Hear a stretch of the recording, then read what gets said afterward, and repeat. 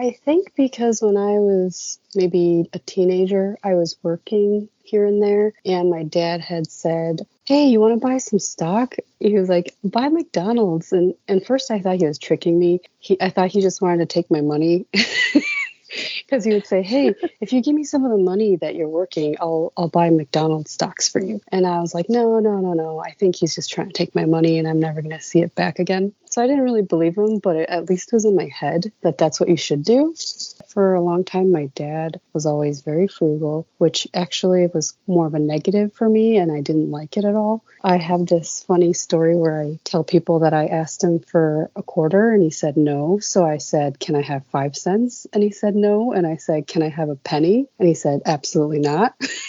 Maybe hearing my friends talk about how comfortable they felt now, or how rich they said they felt from their investments, made me realize, okay, maybe I have to see myself differently now. And I'm not the person that I started out as, who was, hundreds of thousands in debt from student loans. So it was kind of like that shift of hearing other people and their perspective of what they said they have, and then kind of checking my accounts and then realizing, okay, I'm in a different place now. Welcome, millionaires and future millionaires. You're listening to the Millionaires Unveiled podcast, a show where you'll hear the stories and interviews of everyday millionaires. We'll unveil their decisions, their strategies, and their portfolio allocation. Now to your host, Jace Mattinson. Welcome back to another episode of the Millionaires Unveiled podcast. This is episode number 287. Hope everybody is having a great week. We saw a couple interesting things happen. I think a lot of them were expected to some degree this week with the Fed raising rates. That puts target up to 475 to 5, which puts us right in line with where we were back in 2007. So, kind of interesting chart to look at. Fed funds back February, let's see here. This was late August of 2007 was 525, and then we started to see some steep declines into the 08-09 crisis. Basically bottoming out at the end of 08 there. And we stayed there for quite some time. We saw a few hikes through 16, 17, 18, 19, and then saw some of those decreases once again through parts of 19 and 20, and we stayed back again at near zero for a good part of 2020 and 2021 before we started seeing these hikes again the greater part of 21 through 22. So and really into 23 now. So be interested to see if we can still continue this soft landing here, and inflation can get curbed and we can continue on a good growth trajectory. I know it seems like there's quite a few things that slowed down over the last couple months, but are starting to maybe see some rebound here into the spring months. So we'll keep a close eye on that, as those things definitely have an effect in our lives. So this week we have Rachel. She works in finance and accounting. She's a net worth of just over $1 million, or just at, I guess, $1 million. So we get into her store, her allocation. Has built up a great net worth in such a short time. Excited to have her on the show. Last week we had James, net worth of $29.5 million. If you're interested in that, a great episode with James. That's episode number 286. If you'd like to be on the show, send us an email, millionairesunveiled@gmail.com.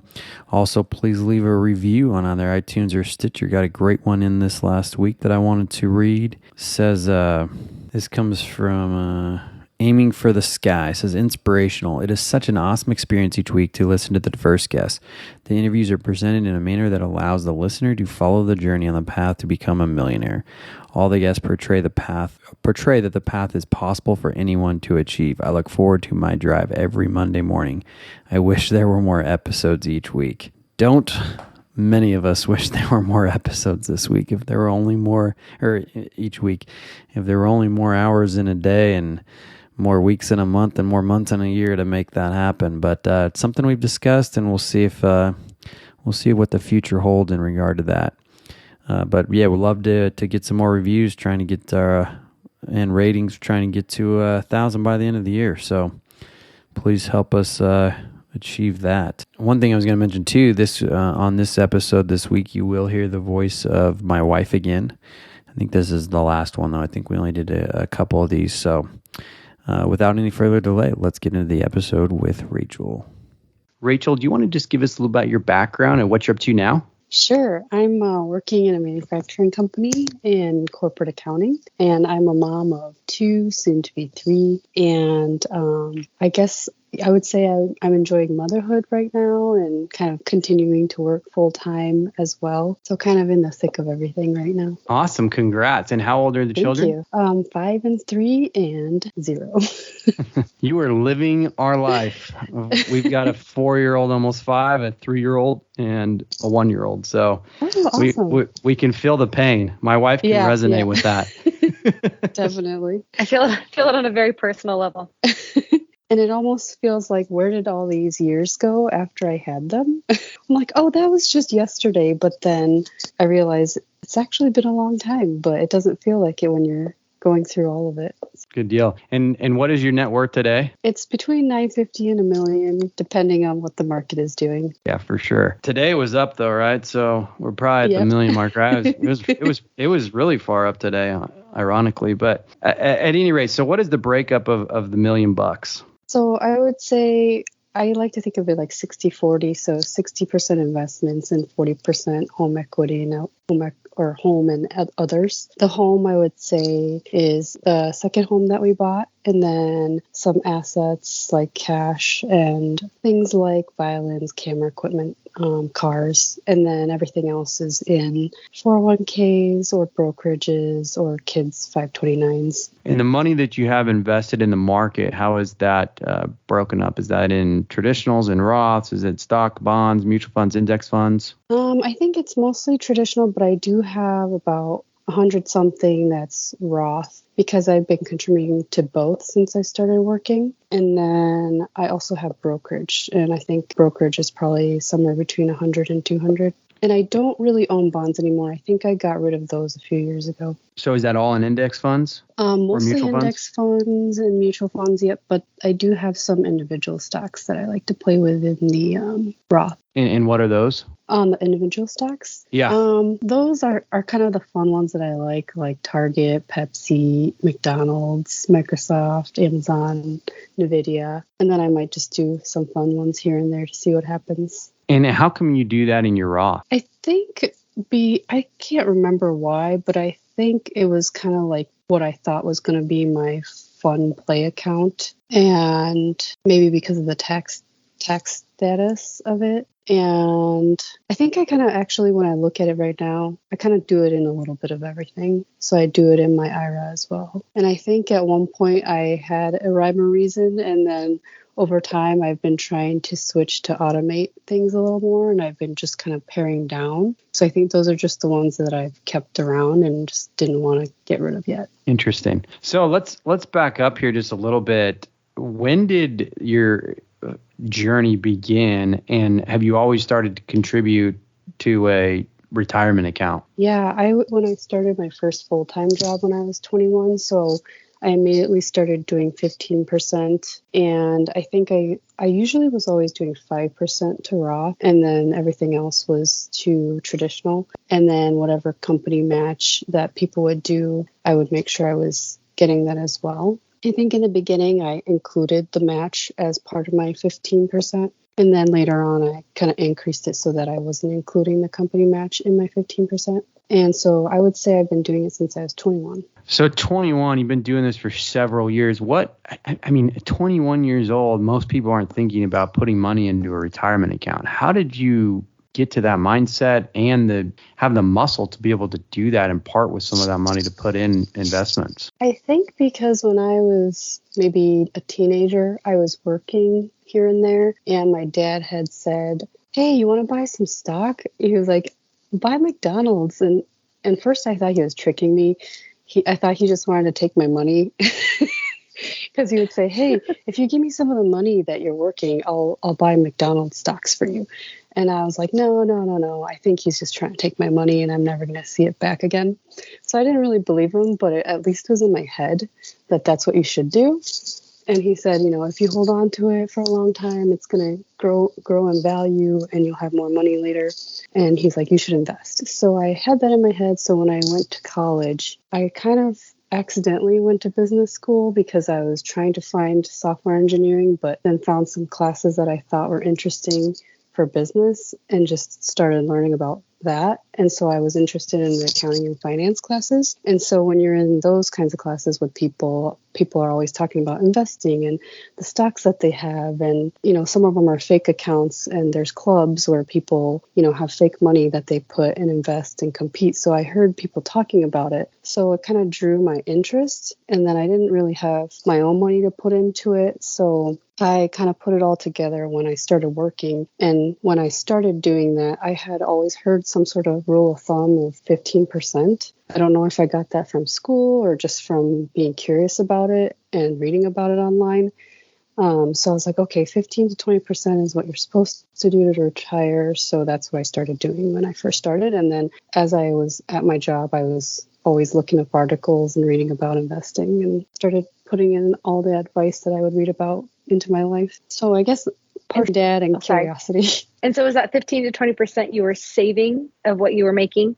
Yeah, that's what I was investing in the retirement funds. Very good. And then at what point did you buy your first home then? Because you mentioned you have two. Yeah, so I don't have the first one anymore, but it was actually when I was 26 when the market fell and everybody was terrified. I think it was back in, after 2008 crash.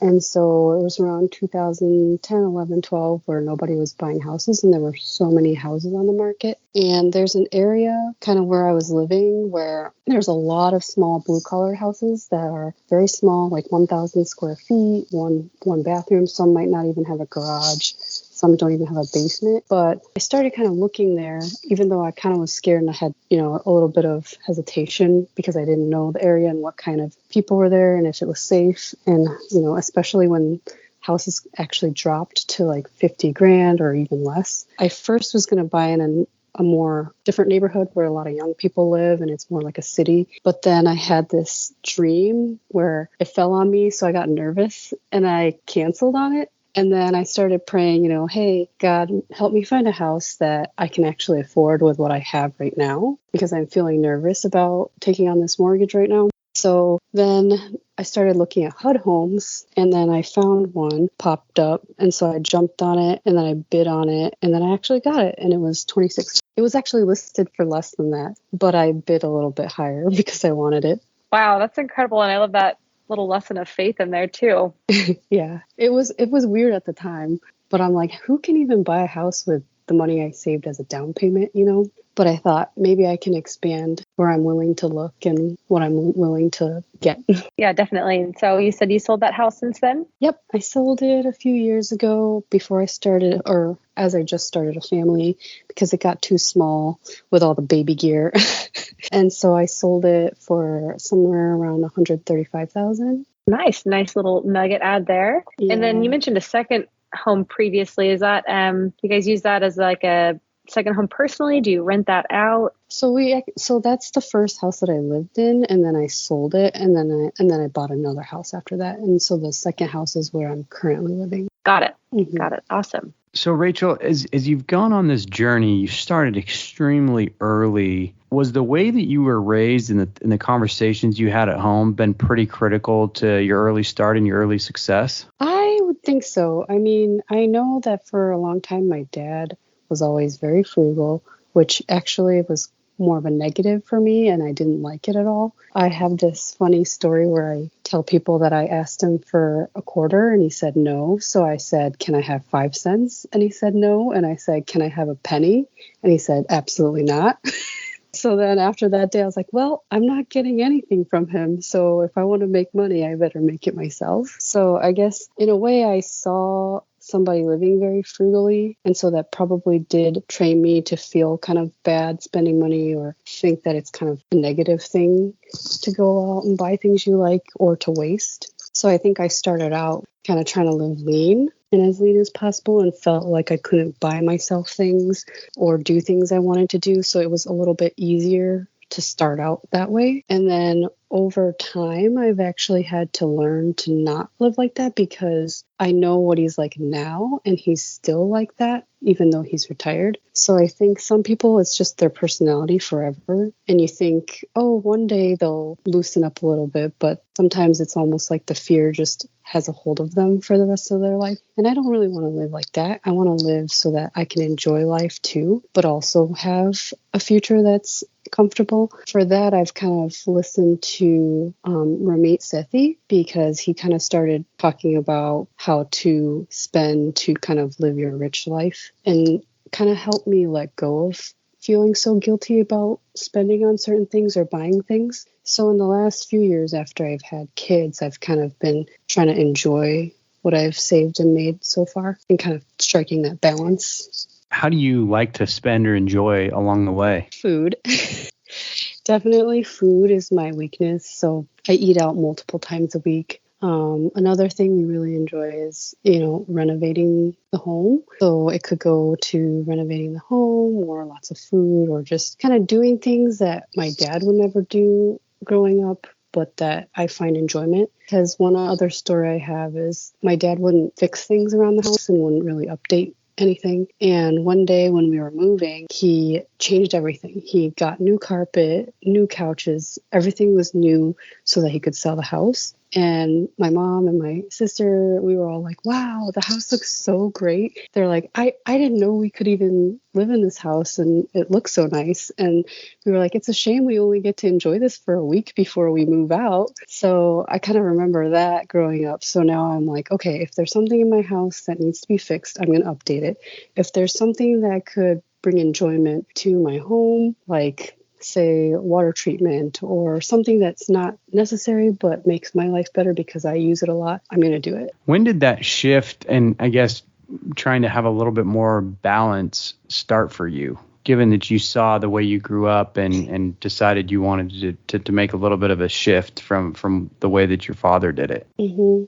I would say maybe 5 years ago, like around when I started having kids and started a family. I think because when the market started picking up, for the longest time, I never even looked at them. There was a period of probably 5 or 6 years where I just didn't even log into my accounts at work because I used to play this game where I would just trick myself and make myself think I have less than I actually have. So I actually wouldn't check my work retirement account. And then, when everybody started talking about it because the market was doing great, people would text me and be like, oh my gosh, my account is awesome right now. Or, oh my goodness, I made, somebody's salary this year on my investments. So then I was like, oh, maybe I should go check. And then when I went and checked, I was like, oh, wow, like I didn't realize it grew so much because it was just an increasing period of time.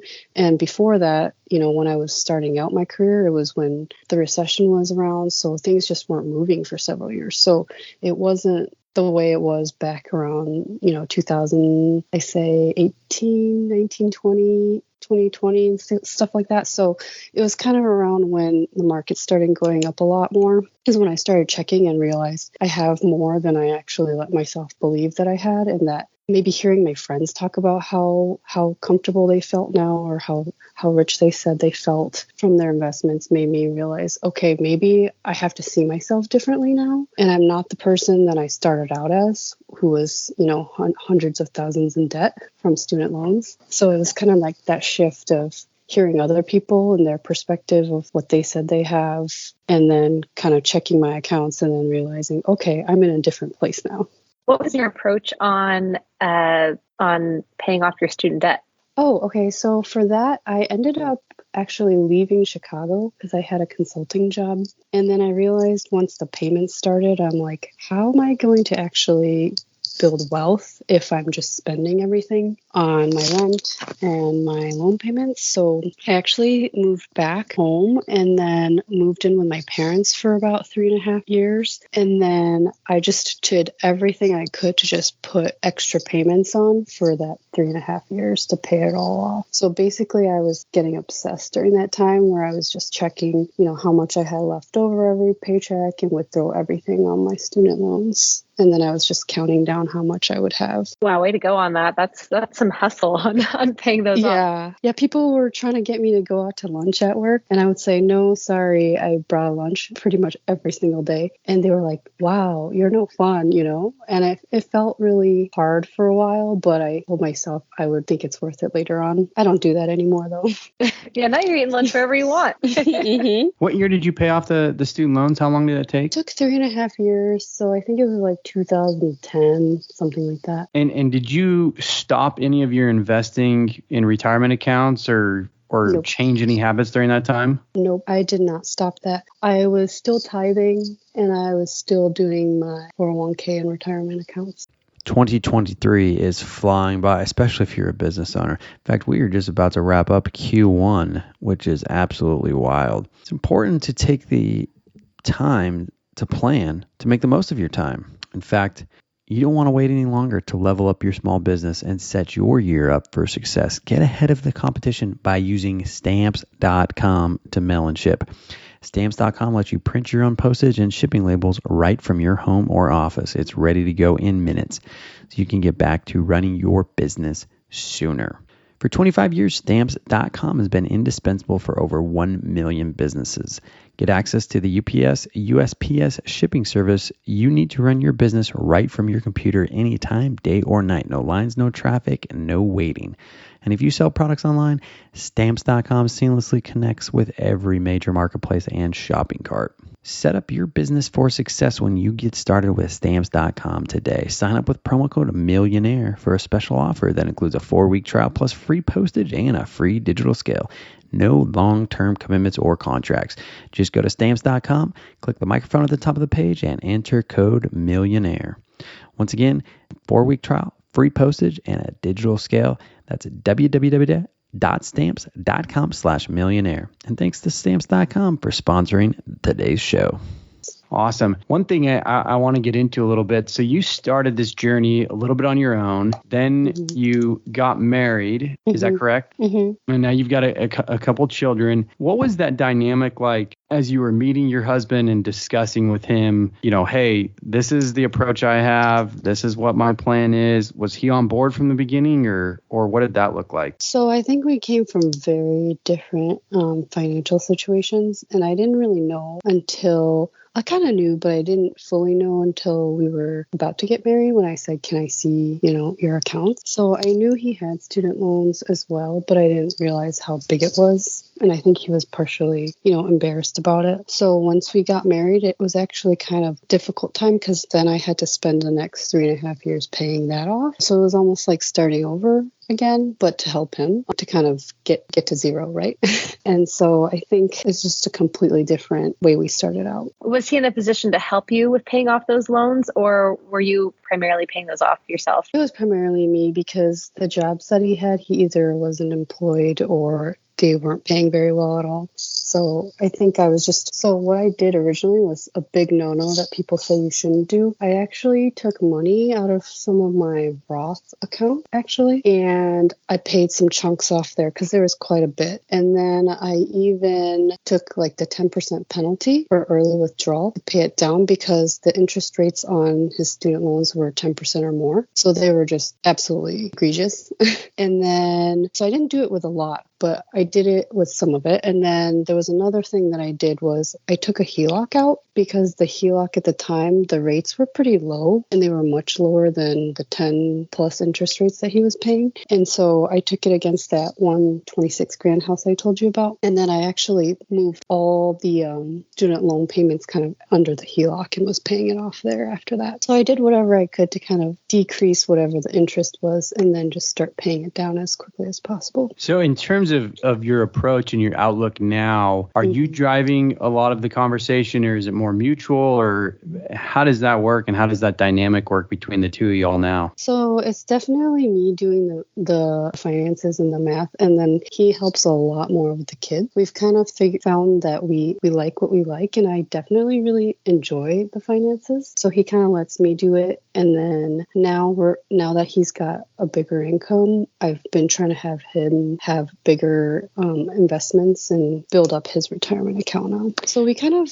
viewed everything as a team, I would say. It wasn't like your money, my money. It was kind of, okay, well, this is what we are together now. So what would I do if this were the same situation as myself? And I almost feel like it actually got dealt with faster after we got married, because I didn't get married to him for a while because I was hoping the financial stuff would get in order first. But I realized that, once you're married, you're a little bit stronger together. I think because you kind of complement each other in different things. And then you have that commitment there that you're able to put in that money and put in that help and have that trust there. Our listeners are gonna love this episode. They are always wanting somebody who's driving that bus that's a female. For whatever reason, our demographics for the most part have been male. I mean, we have had some female interviews, but we get the request a lot. So I'm glad that, one, you're willing, and two, that you're willing to share the way that you have. So appreciate it. Definitely. I'm excited to be on the call. Yeah. So in terms of where you go from here, is there a certain net worth target that you're looking towards, or something that you want to do, from an accomplishment standpoint, the next 5, 10, 20 years? Mm-hmm. Well, I do want to kind of at least, hit like 1 to 2 or something that gives me a comfortable like 4% withdrawal rate. That would be nice, where I can feel like I could coast. And then another thing that I have that's a dream of mine, and I don't know when I'll hit it, is I wanted to maybe one day own a franchise of some sort. It started out a long time ago feeling like, okay, I really want to own a McDonald's, but they keep getting more expensive. So I don't know if I ever could anymore. But I think I can probably try other franchises that are smaller along the way and build up money that way. And maybe one day it could still happen. I'm not sure. But that's my crazy dream that I have. Do you plan on retiring early? I would like to, but I think when I say retire early, I would say it's probably retiring from working for someone early. But then once I do that, it would probably be me tinkering with franchises myself. How critical has the profession that you chose been integral in your success? I think it gives me a really good way to look at investments and business, because I wanted to really understand the numbers, because I think that drives a lot of what people do. So I really wanted to understand accounting and finance. And so I think at the same time, it makes me a little bit more risk averse as well. So where somebody else might jump into some sort of real estate or a home or venture, I might see all the cost that goes into it and be like, no, that's not worth it. So I actually see myself sitting more on the sidelines, because I don't even have a rental property yet. I've been looking for 2 years. I still haven't found one where the numbers are good enough. And other people might have jumped at it and thought it was a great opportunity, right? So I think it's a positive, because it helps me not make any bad financial decisions, but it also could be a negative, because I could be just sitting on the sidelines, being too risk averse. Has your risk tolerance changed over time? I think so. Actually, the funny part is I feel like the older I'm getting, maybe I'm getting more risk averse. I don't know if it's just the years just being behind the numbers, or if it's because I have kids now, but it feels like I'm a little more risk averse for some things. But at the same time, I'm also spendy about stuff that I never used to spend on, if that makes sense. No, it does for sure. You had the mindset shift a few years ago to have a little bit more balance. And, ironically, I feel like we've been seeing that a little bit more and more with more of our kind of millennial type, which I'm putting you in that category, millionaires, where they may have grown up in a situation with parents who typically were more risk adverse and have done very well and have been very successful from an investment standpoint, or maybe they weren't. And the parent, the child was like, look, my parents were reckless with money and I don't want to be, and so we're seeing that more, where I don't want to get to the point that my parents are at, where they've been successful, they've built up a great net worth, had a great life, but now they haven't ever really, exercised that muscle to, spend, so to speak, or to enjoy some of it. Right. Yeah, definitely. And so, we are seeing a big shift in that, especially with millennial millionaires, but even millionaires across the board. I mean, we just interviewed one earlier tonight, and he's, of retirement age, and he's like, yeah, I didn't really increase my lifestyle along the way that much, but I do now, because at some point, it's either going to charity or my kids or whatever, right? Right. And I've seen someone, not use it at all, even during retirement. And I don't like it. And it just doesn't look fun. It doesn't look happy. It doesn't look fulfilling. And so that's not what I want. And another thing you say is that, our parents' generation could be a lot of risk averse people, like people who worked in one company for their whole life, or that was their road to wealth, was just, working at one company, and they don't really do rentals. They don't do any of this. So that's where I kind of don't really have that kind of mentor or someone to look at. I've kind of done everything just kind of reading by myself and being interested, but I've never seen someone in my personal life where I'm like, oh, this is what they did, or they got these rentals and then they got these franchises. It's never been about how do I earn more money or how do I maximize money. It's been, what do I do with what I have from my regular, W-2 income? So I think that's good because I've learned all the cost minimization and the investing part of it, but I haven't actually learned firsthand from someone how to actually start a business or buy a franchise or go into real estate. And so that's the part where I kind of struggle right now. Yeah, for sure. So do your friends or family know of your wealth? I don't think anyone does, to be honest. I think some friends kind of assume because they'll always just kind of talk to me about their real estate investments or their portfolio, because I had always talked to them about it when I was starting off when we were like 21. So I have a couple of those kinds of friends, but there are other people like family that have no idea. No. And I think because I lived so frugally for so long, I have a feeling they would never think that. So Rachel, you mentioned you didn't like how you were raised in terms of how your dad handled finances. So what's your plan? How are you teaching your young kids about money? Are you, or what's your plan to as they get a little older? Yeah. So something I would like to do differently is kind of like early on, I want to kind of teach them how to save, how like a 3-bucket mentality where it's like what to give, what to save, and what to spend, so that it's kind of a balanced look about money and not just like 100% save. And then I also want them to just be encouraged to kind of seek out how to make more money, not just how to use up less money, if that makes sense. And so things that I never got to learn, like how to start a business or how to buy a franchise or how to, just these interesting entrepreneurial ventures. That's the kind of thing I would want them to be good at and kind of practice that muscle. I've been kind of teaching them how to earn money around the house by doing things. So I have this thing called a bean jar where if they fill up their bean jar, they get to pick a prize that they want. And I'll tell them different things I want them to learn how to do. And I'll kind of assign a value of number of beans to those things that I'm trying to get them to learn at that moment. And so if they say one of them is going to put away all the dishes out of the dishwasher, then I'll say, okay, I'll give you 10 beans every time you do that. So I have one of my kids going around saying, I want this dinosaur tomorrow. So can I do some stuff around the house today? What can I do? So that's kind of what I've been starting them on at the moment. That's great. I like that. So you'll soon be converting beans to money and having them kind of make that connection. Mm-hmm. Very cool. And I had another question about your life with young kids. So how are you doing this in terms of childcare? Obviously very expensive. Are they in daycare? How are you allotting for that in terms of your finances? So they do a tuition preschool, and then when they're not in the preschool, my mom is helping me, and I moved to a house that's like 1.5 miles away from us. So I'm really glad because she's a stay-at-home mom and she always has been. So she's been willing to do that. So my money is mostly towards the tuition preschool. Oh, bless grandparents. That's fantastic. You have that in addition. That's great. And I hope one day I can do the same thing because I know it was done for me. Honestly, the more that I've had children, I don't know why we don't do more multi-generational living here in the States because it makes so much sense. It does. Sometimes I look at $1 million houses and I'm like, if my dad and mom would just agree to split this with me, we could be living nice.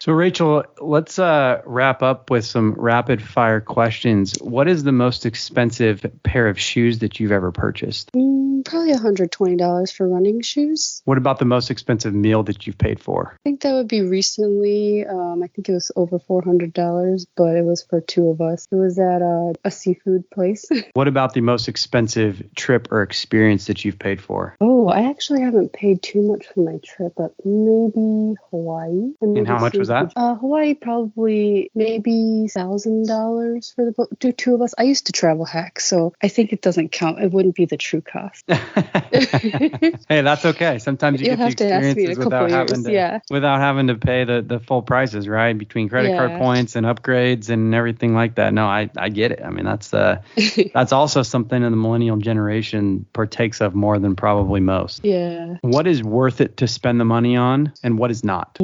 I think I find house stuff worth it and food worth it. But for me, I don't like spending money on clothes and makeup. I just don't get as much enjoyment out of it and I end up not using it. And then clothes, I feel like I have this love-hate relationship where I have that mentality where I'm like, oh, I gotta find something that's on sale or something that's cheap. And then I end up hating it after I wear it once or twice. And I'm like, why did I even buy this? I should have just bought something full price that I really, really loved. So, but that's just kind of how I see I spend most of my money on food and house stuff, not much on clothing. And okay. And what age did you become a millionaire? I'm 37. Okay, I'm probably gonna get in trouble. You're never supposed to ask age, right? But for the context of this, you became a millionaire in your late 30s. So what? And I wasn't even trying in the beginning, and I just realized a year or two ago, I was like, oh, I'm actually almost there because I told you I tricked myself for the longest time, and I didn't connect all my accounts to my aggregator either. So it was kind of an automate, a very simple setup. Lots of hustling in the back of saving money though, and cutting costs.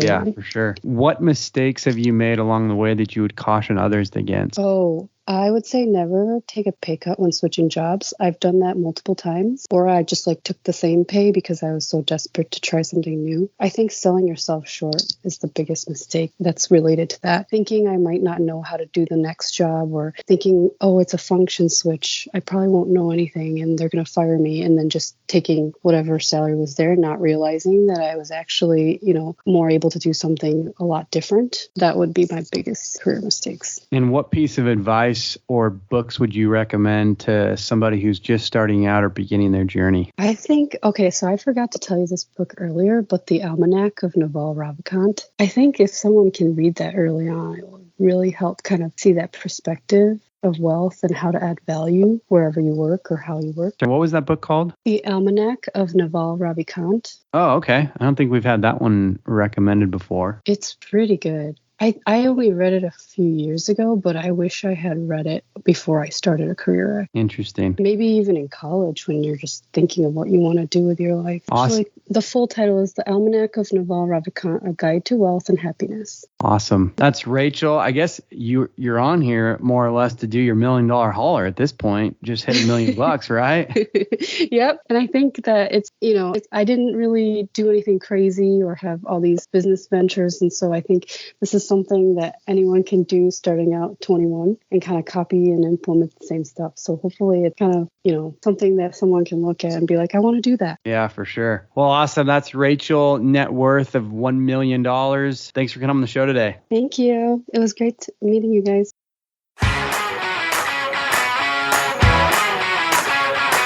Thanks for listening to the Millionaires Unveiled podcast with Jace Mattinson. For more stories, investment opportunities, and information, check out our website, millionairesunveiled.com. See you next time when you'll hear from another everyday millionaire.